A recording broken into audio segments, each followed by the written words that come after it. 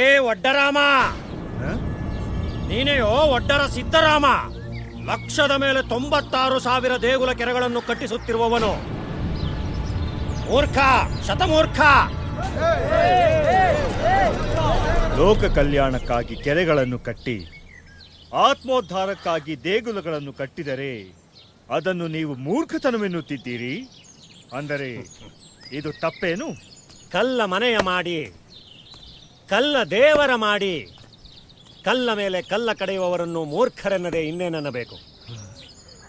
ಹಾಗಾದರೆ ಬುದ್ಧಿವಂತರ ಲಕ್ಷಣವೇನು? ಅರಿಯದೇನು ನಿನಗೆ? ದೇಹವೇ ದೇವಾಲಯವೆಂದ ಮೇಲೆ ಇನ್ನೊಂದು ದೇವಾಲಯ ಬೇಕೇ ಬೇಕು.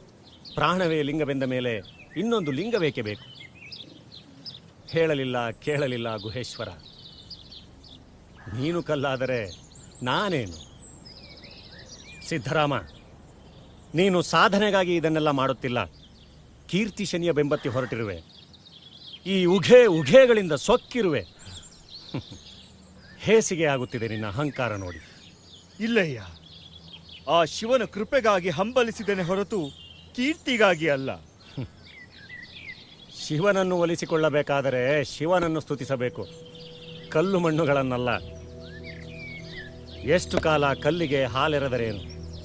ಅಂತರಂಗದಲ್ಲಿ ಕಗ್ಗತ್ತಲು ಕವಿದಿದ್ದರೆ ಬೆಳಕಾಗುವುದೇನು?